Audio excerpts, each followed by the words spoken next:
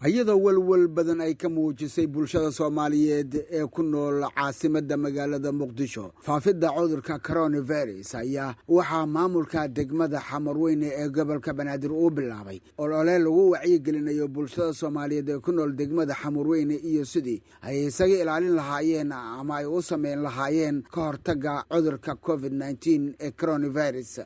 qaar ka mid ah dhalinyarada wacyigelinta coronavirus ka wada waaxaha kala duwan degmada Xamar Weyne ee gobolka Banaadir ee suuqyada degmada ayaa ka warbixiyay waxa ay bulshadu ka aaminsan tahay cudurkan coronavirus iyo qaabka ay ugu wacyigelinayaan.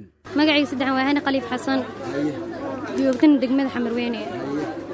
degmada Xamar Weyne waxa ka wadnaa barnaamijkii ka hortagga COVID-19 oo bulshadeena oo u geysanaya dhibaato fara badan.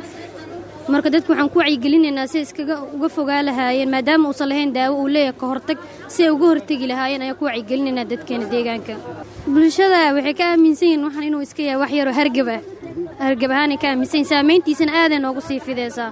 annagana waxaan ka wacyigelinaynaa siday ku kala dheeraa lahaayeen siday isu karantiiri lahaayeen hadday iskaga shakiyaan unana xiriiri lahaayeen waaxda caafimaadka.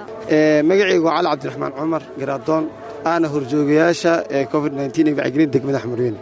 cudurkan coronavirus dadka way adagtahay in la dhaadhiciyo laakiin anaga xaalado badan iyo system badan u marnaa waayo dadkii anaga Soomaali markaan hayaaba ahayn dhowkii oo dadkii waa madax adag yihiin hilibkii geelkii waxaas ka batay laakiin saas ay tahay anagana kama caajisno in wax u sheegno waayo dadkan waa hooyadeena waa aabaheena waa caruurteena marka waa xaasaskeena marka waxaan wacyigelin saas waxaan u sameynaa si macnaa social distance oo sameeyo kala fogaadaan waa cudurkan dilaawi oo ka hortagoo leeyahay kadib tag malaha. Garaad Axmed Cadow ka socday wasaaradda awqaafta iyo arrimaha diinta dawladda Soomaaliya ayaa ku guubaabiyay bulshada Soomaaliyeed inay qaataan fariimaha wacyigelinta ee looga hortagayo faafidda cudurka coronavirus si loo badbaadiyo shacabka Soomaaliyeed.